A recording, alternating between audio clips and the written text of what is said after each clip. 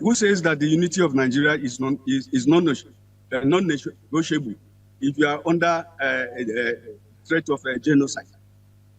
Are we, when God created us, did he create us with the DNA that says you must stay in Nigeria even if you are going to be exterminated?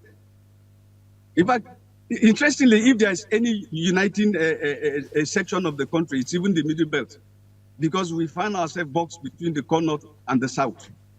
We actually don't have anywhere to go. And that is why we keep saying that we want a restructured Nigeria.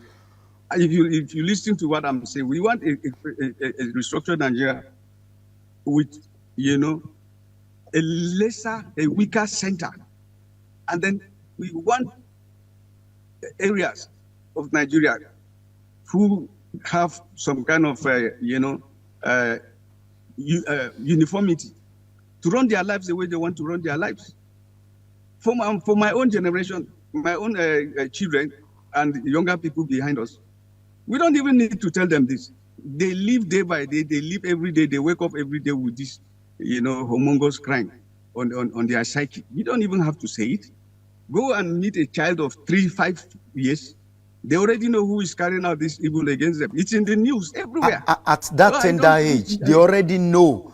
So don't you think, since they know... How many refugee camps have you been to? Do you know the mass graves that are scattered everywhere in the Middle Belt? Do you know the mass graves that I, as a reporter, try to count in southern Kaduna?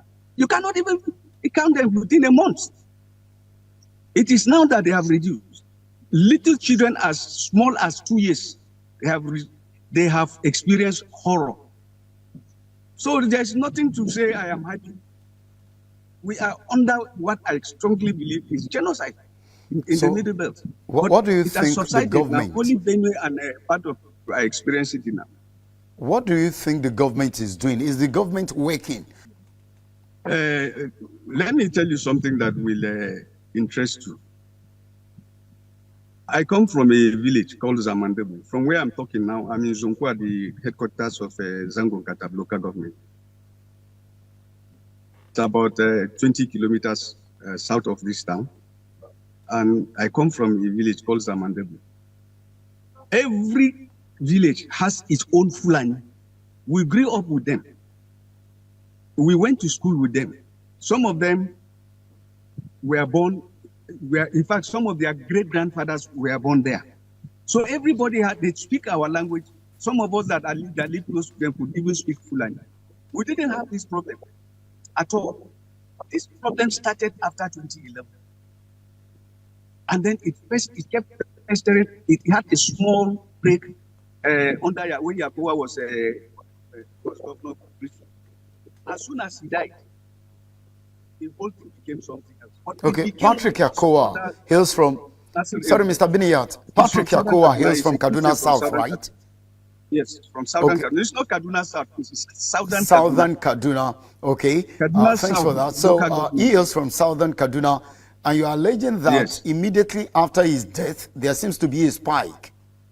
Yes, because the guys that started the carnage, the Fulanis, were easily identified. The first attack took place in Bitaro, in a village called Bitaro in Jaba local government. Sometimes in February 2012. And then it spread to part of Zangonkata. But in a short time, Yakowa was able to round up these Fulani.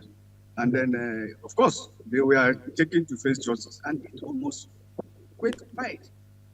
Then he died in a plane crash, unfortunately, in that 2012. And then soon after he died, the Fulanis came back. So all these decades of staying together, of looking at them as our own, a lot of them left our place, migrated to somewhere else. What you see next is they come at night, and then, horror. Okay. Was visited again, Mr. Binniyat. So we believe that there was an indoctrination that, happened to them wherever they went. Somebody must have told them that it is possible to chase these people out of this same land that they came and then you become their owners. And as I speak to you today, 6,000 square kilometers of southern Kaduna and part of Niger State are being occupied by these people. I have said this when I was a spokesman of the southern Kaduna people. We identify these communities. I have a census of them. Community by community, how many people live there, and what is the land size of this area.